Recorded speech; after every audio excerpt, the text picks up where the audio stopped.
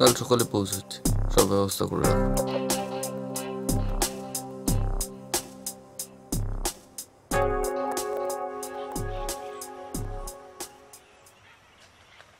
তুই কিন্তু যেটা করছিস সেটা ঠিক করছিস না। কেন?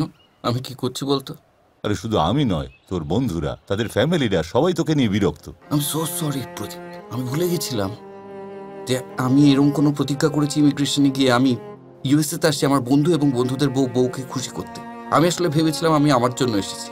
ব্যাস, অনেক কথা শুনেছি, তবে রূপ কথাকে নিয়ে তুই যেটা করছিস সেটা পাগলামি। প্লিজ বন্ধ কর।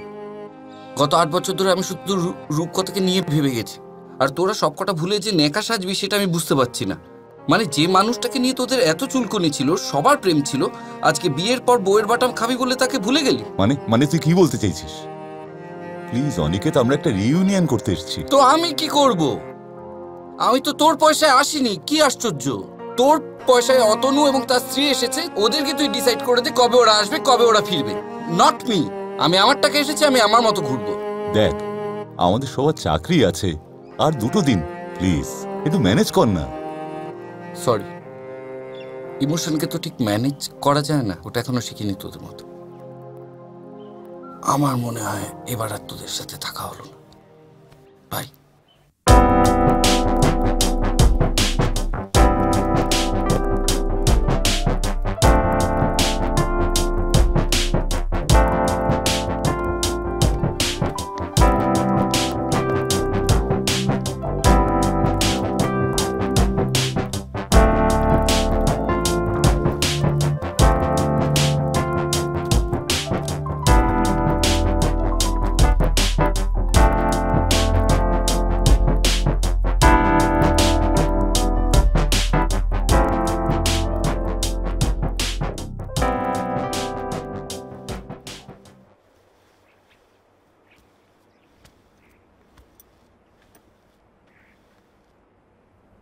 এ বাবা, না না, ঠিক আছে ঠিক আছে, তুমি কমফোর্টেবলি বসো।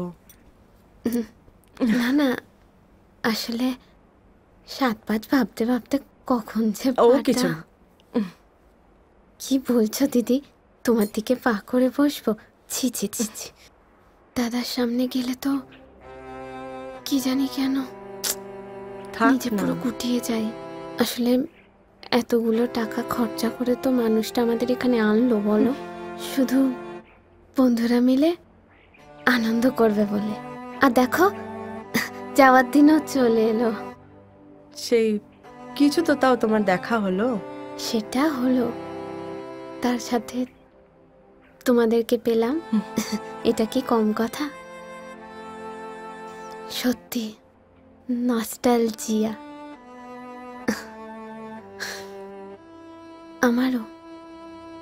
আমারও মালদার কথা খুব মনে পড়ে জানো। পুরোনো দিনের কথা, স্কুলের কথা, কলেজের কথা, মায়ের কথা, বাবার কথা, ভাইয়ের কথা। অতনুর বোন আছে তো